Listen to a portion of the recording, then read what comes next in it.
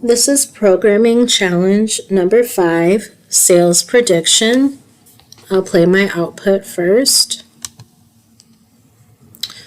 Company sales equals $4.6 million. The East Coast division is predicted to generate 62% of sales. The total East Coast sales is $2,852,000. So, breaking down my code in my sales class, I have 3 variables. I use them all as doubles. The first one, annual sales, which is the given variable of 4.6 million. I use the percent of 62, so 0.62, and a variable of sales generated. I also have this down here as decimal format, DF equals new decimal format, so that when my program displays the number that I will calculate below, it will also include both commas and decimals with 2 decimal places at the end. So in my first method, this is just like some filler stuff, assignment info. But my second method, public void sales info, this is where I just put some basic information to the user so that they understand some background info if they were not already looking at my code. So that's where that information is. And my third method, public void total sales generated, is where I'm actually doing the calculations. So if I just scroll up a little bit, I have my sales generated variable is specifically 62% of the annual sales, which is 4.6 million times 0.62 equals sales generated, which was that 2.85 million. And then this just does the system output, just prints it so that it would display total East Coast sales equals the $, and then I do a concatenation, I believe it's called, and then I'm calling my decimal format right here so that when my calculation of sales generated displays, it will display the format that I have specified above, which is this right up here. So I will play this again so you can see it. And here it is. So this is programming challenge number 5, sales prediction.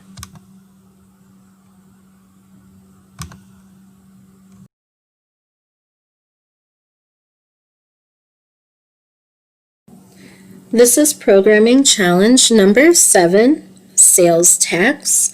In this program, we are to calculate the amount of sales tax that is based off of a cost that a user would enter, and then we would calculate the total sale and display it to the user. So I'll show you my output first. I say, please enter total cost, which is $100, I'll just say. The state sales tax of 4% would be $4. County sales tax of 2% would be $2. And the total sales tax combined, state and county, would be $6. The total cost excluding tax is that $100 that the user would enter, and the total cost including that tax all combined is $106. So let me show you my code in my calculate class. So up at the top I have some imports just to again, that decimal format like I used in the previous program And this import is the java.util.scanner, which will scan the keyboard for when the user makes an input. So in my calculate class, I have several variables, and usually I'm not as descriptive with my variables, but for the purpose of this assignment, I did make them very specific so that they would be easy to understand. So up at the top here, I kind of split them up. So these doubles, and I just have them all as doubles in case if a user has cents that they want to enter. But I have state sales tax percent is 4%, so 0.04. County sales tax percent, 0.02, that's 2%. Now here is, I have it as calculated state tax, calculated county tax, and the total combined tax. And I'll show you what those do in a minute. But down here we have total cost with the tax, total cost without the tax, and again that decimal format, df equals new decimal format, and I have it displayed as this, scanner keyboard equals new scanner system.in. So in my first method, public void user input, it basically talks to the user and tells them to please enter total cost. So under that line, it will the user would enter an amount on that keyboard, and the program will hold that inputted amount into this variable, total cost without tax. And that is the variable that we would do most of our calculations on. So in my second method, calculate tax, we are doing just that, calculating the tax off of that amount. So calculating the state tax first, which is 4%. We take that total cost without the tax, that's what the user entered, and we multiply that by that state sales tax percent, which is 4%.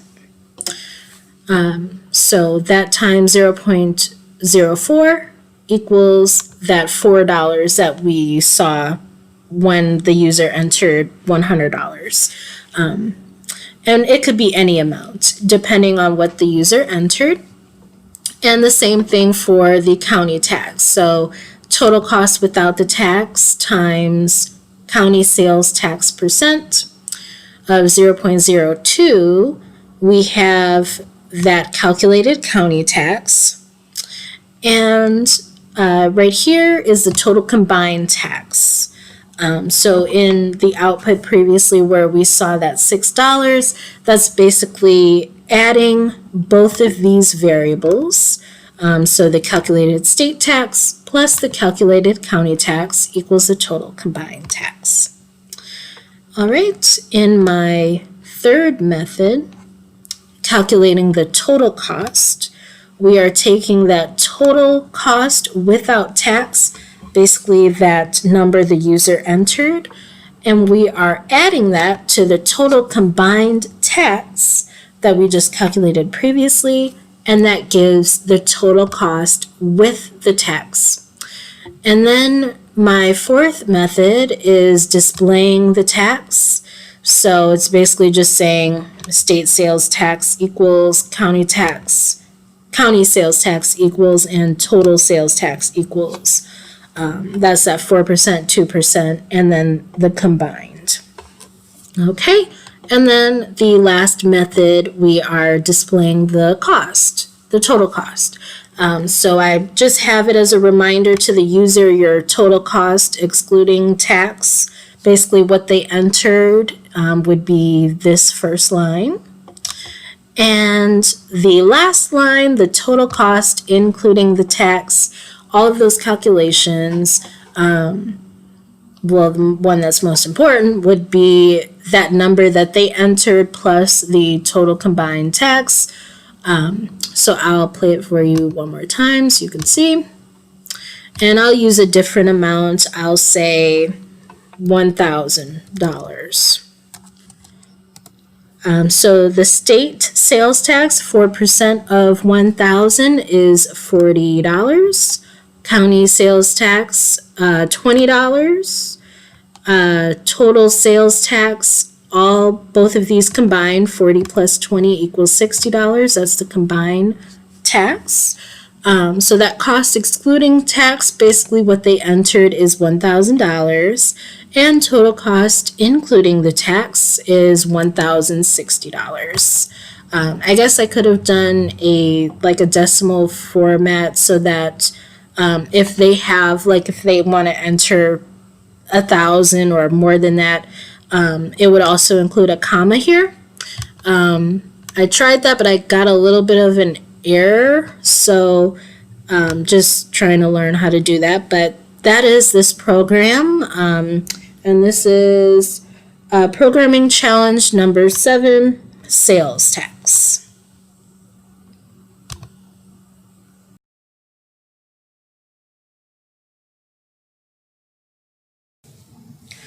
This is programming challenge number 9, miles per gallon.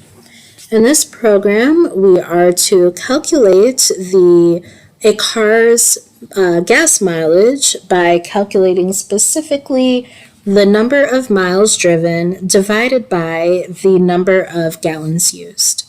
So I'll play my program first. It asks the user how many miles did you drive, so I'll enter 100 just to make it simple. How many gallons of gas did you use? I'll say 5.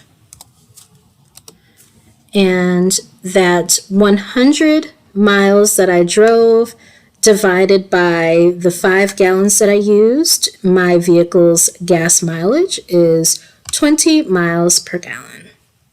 So let me show you the code. So starting here, I have one import in this program, the Java util scanner import.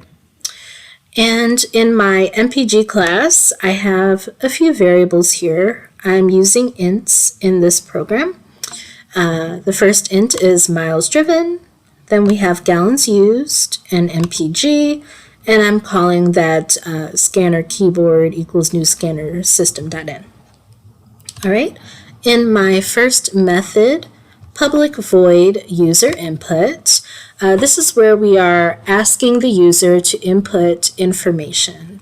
So for the first question I asked them, how many miles did you drive? That's where I entered that 100 for 100 miles. The second question, how many gallons of gas did you use? That's where I entered that 5 for the number of gallons used. And in my second method, I'm using, it's called public void calculate MPG. This is where we are calculating the vehicle's gas mileage by taking that miles driven divided by gallons used. That will equal that MPG variable. So down below in the fourth method is where I'm actually displaying the information, public void display MPG.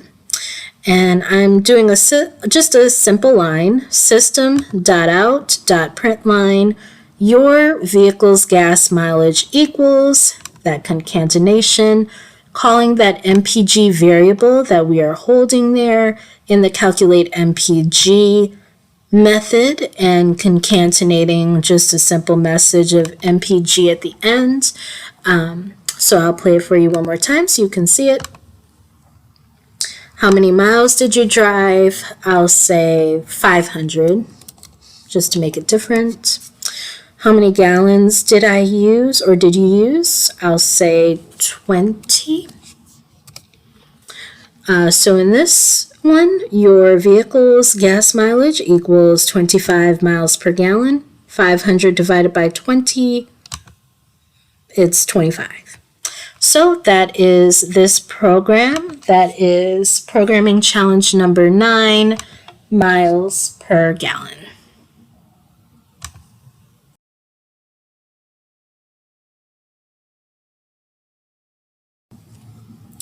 This is programming challenge number 12, string manipulator. In this program, we are to ask a user to enter the name of their favorite city and display the following information: the number of characters in the city name, all uppercase letters, all lowercase letters, and the first character of their entry. So I'll play it for you. So the first question that I'm asking the user, what is your favorite city? I'll just say mine, Vegas. Okay, I press enter, and it returns the following information. So it displays their favorite city is Vegas. The number of characters in Vegas is 5. 1, 2, 3, 4, 5 in Vegas. Your favorite city in uppercase letters is Vegas. So I have that there. Your favorite city in lowercase letters is Vegas. All lowercase letters right here. And the first letter in your favorite city name is V. So I will show you the code on how I got that to display. So I'm using one import this time, the Java util scanner. And in my favorite class, I just called it favorite. I have a variable called, it's a string, and I called it city. And then I'm using the scanner keyboard equals new scanner system.in. In my first method, user input, I'm asking the user, what is your favorite city? And they would enter in their favorite city. That's where I entered in Vegas. Okay. In the second method, this is where, specifically I called it public void manipulate text. And it's doing specifically that. This is where it is going to manipulate that text entry that the user inputted. So I'm calling some local variables here. The first one, int string size equals city.length. This city.length, it's taking specifically that the city that the user inputted, and it's turning it into a string class method, .length. And the .length method, it specifically just says, it tells the user the number of characters in their entry. And the second string upper, city.to uppercase, it takes those specific alphabetic entries and makes them all uppercase. The third is the lower, where it takes that specific alphabetic entry and makes them all lowercase. And the final, care letter, this is going to tell us the first letter in the name of that entry. So it's taking that variable of the city that they enter, and it's finding the care at, and this I put specifically as 0, because 0 is going to be the first position. If I wanted to display the second position, I would have written a number 1 right here. If I wanted to display the third position, I would have put a number 2 right here. So 0 just specifies that I want to show the first letter in whatever they inputted, whatever city they inputted. Mine in particular was a V because I entered in Vegas. Okay, and down here is where I just show it. Your favorite city is blank. I put Vegas, so that's why I displayed Vegas. The number of characters in the concatenation I'm using, whatever city they're having is blank. Mine set of 5 because it's 5 letters in Vegas. Your favorite city in uppercase letters is where it had all those uppercase letters, and it's calling that upper variable. Okay. Your favorite city in lowercase letters, and finally, where we last talked about, the first letter in your favorite city name is and it's going to display the letter. I have a little note down here to myself, but I did struggle with running this program successfully because of a variable placement error.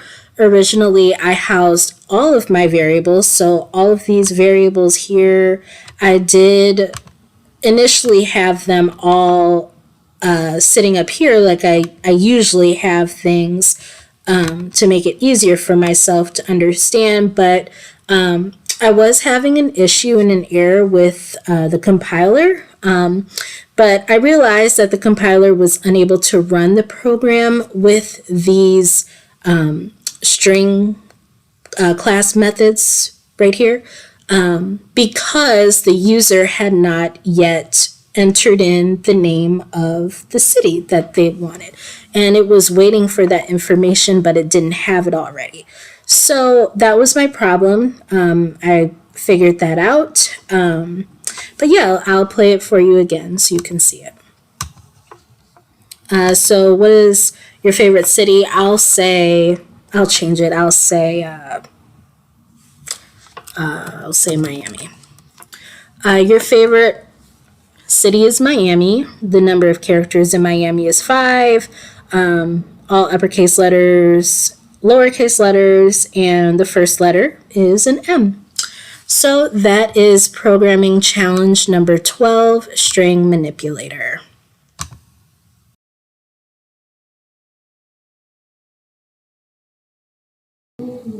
This is programming challenge number 20, planting grapevines. In this program, we are to calculate and display the number of grapevines that a vineyard owner would like to know about that would fit in a row by taking some information that we ask them, and then the program will calculate it for them. So I'll play it for you. All right, first is enter the length of the grapevine row in feet, and I'll say it's 100 feet. Enter the amount of space that the end posts need in feet. I'll say they need 2 feet. Enter the amount of space between the vines in feet. I'll say there's 5 feet in between each vine.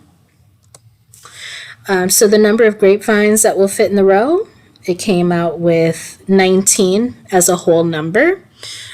So I'll show you the code now. All right, and this seemed like it was a more difficult type of problem than the others, but in the end, it really is just simple mathematics, which I'll break down for you. So we're using one import, the Java util scanner up above, because we are collecting information from the user. All right, in my Grapevines class that I have a few variables. The first one is length of row, and all of these are int variable types. The second one is end post space. The third one is space between vines, and the fourth is number of grapevines. And again, usually I'm not as descriptive when I am calculating variables, but because of this assignment and recording it, just to make it more simple to understand, I do have them pretty specific. Then scanner keyboard equals new scanner system.in. All right, in the first method, public void user input, this is where I am gathering, well, I should say where the program is gathering information from the user. So that first line, enter the length of your grapevine row in feet. This is where I entered that 100 length of row. It's holding that input in the length of row variable. All right, the third question or demand. It's saying enter the amount of space the end post need in feet. This is where I put in that number 2 of end post space. Okay, that's where that information is being held. Okay, and the third, enter the amount of space between the vines in feet. Space between the vines, that's where that 5, I believe I entered a number 5. Okay, then my second method, public void calculate, this is where we are doing the calculation for our vineyard owner. So we are taking that length of row, that 100 I entered, and we're subtracting 2, and we are multiplying the end post space. We entered a 2, so that's a 2 right here. And then we are dividing all of that by the space between the vines, which is where I put in a number 5. Okay, and once it gets that calculation, the number of grapevines is that 19 that it showed at the end. So system.out.println, the number of grapevines that will fit in the row equals, and then the concatenation, number of grapevines. Okay, so I'll play it for you again so you can see. All right, enter the length of your grapevine row in feet. And this one I'll say 200. Okay, 200 feet of our row. Okay, enter the amount of space the end posts need in feet. And I'll say that's a 2 again, 2 feet. Okay, enter the amount of space between the vines in feet. I'll say that's a 5 again. Number of grapevines that will fit in the row, we came out with 39 whole grapevines will fit. So that is programming challenge number 20, and this is planting grapevines.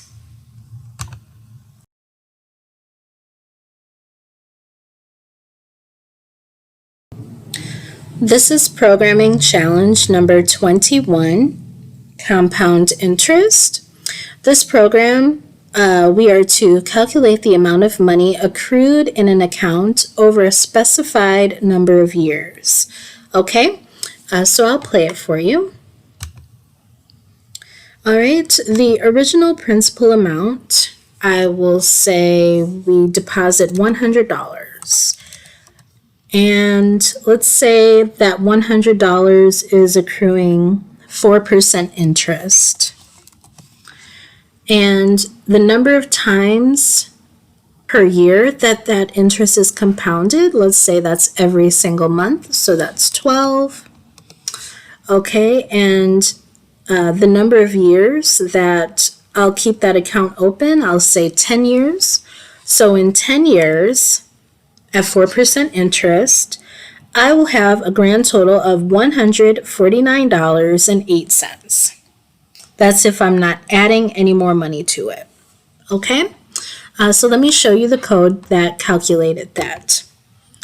All right, so right off the bat, this probably was a little bit more difficult because trying to, for one, calculate this, but also calculating using exponents in Java. Okay, so something I wasn't really familiar with, but now I do know. So starting out, we have some variables. I have doubles and ints in this program.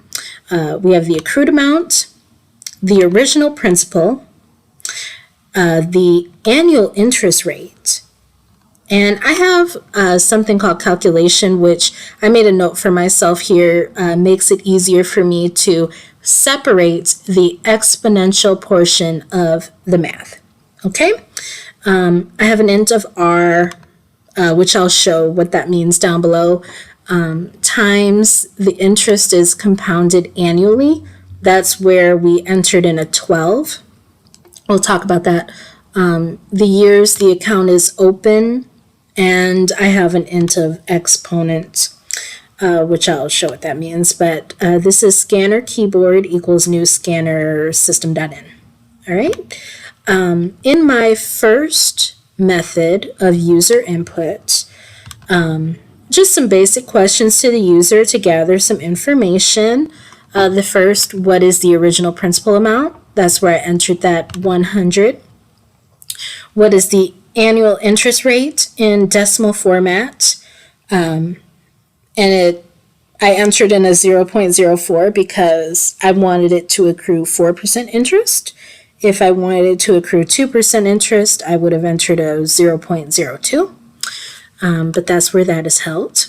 How many times per year is interest compounded? This is times interest compounded annually. If I wanted it to accrue quarterly, then I would have written a 4. If I wanted it to accrue semi-annually, I would have written a 2. But because I wanted it to accrue monthly, I entered a 12. Okay. And how many years will you keep the account open? That is where we have years account is open. I put a 10, I remember I put in that. So that's where that is held. That's the variable. Years account is open. So the second method, calculate accrued balance method. This was a little bit difficult. So I'll show you the actual formula to do compound interest. So I just had this up already. If you want to figure out compound interest, this is the equation for it. A equals P times, and then this calculation 1 plus R over N, and then the exponent of N times T. Okay, so going back to our formula here, I kind of broke it out here. So first we did that 1 plus annual interest rate divided by times interest is compounded annually. So that is this portion right here. That's that portion within those parentheses. Okay. And that's the calculation. That's how I was able to separate. The exponent, so the exponent, this line right here, this whole line, this times interest compounded annually times years the account is open, that whole line is this right here, this int or NT, that exponent. Okay, and then the third line of this calculation, and I did these 3 lines just so I could split it out. That's why it looks like this. We have the original principal. So that original principal that we took from the user where I entered in 100, that is the P right here in this equation. Okay. Times, and this is where it gets interesting. In order to do the actual calculation and make it an exponent in Java, we use this math.pow, and we take our calculation that we actually want to calculate. So that's why I chose that calculation variable, and we use our exponent variable. Usually you would not have to have an actual written variable right there. You could just put a number, but because that exponent, if we go back to it, is N times T, I have to have that actual calculation of N times T in here. And I don't believe that I can just write that here. So I just housed it in a variable of exponent. So that's how we got this. So this all right here, these 3 lines are essentially, is essentially this. All right, in Shanell's Java form.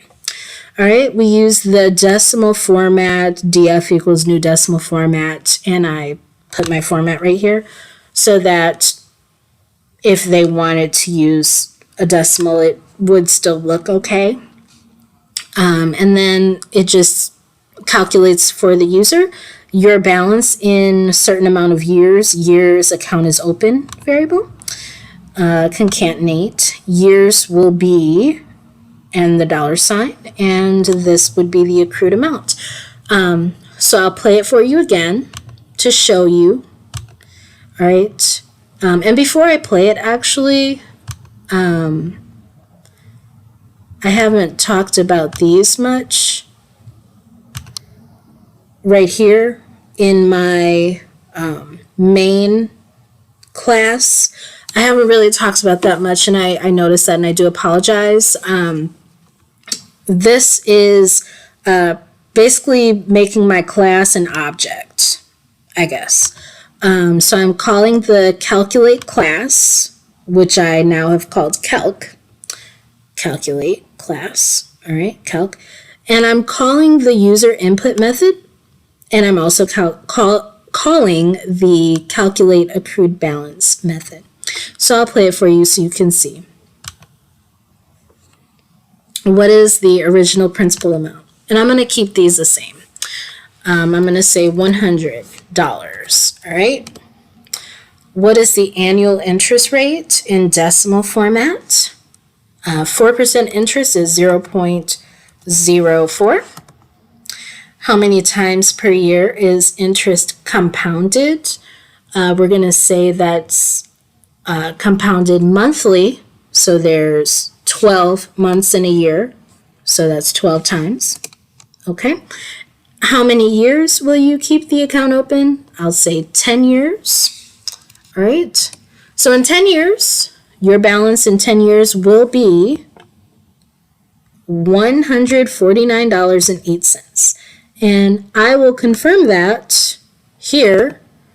And this is where I just did it. This is on moneychimp.com. I don't know. So the principal, $100. We're not adding any more money to it. We're just putting in $100 and seeing what it comes out to being in 10 years. In 10 years of growth at 4% interest compounded 12 times a year, we have $149.08. All right, so that is programming challenge number 21, compound interest.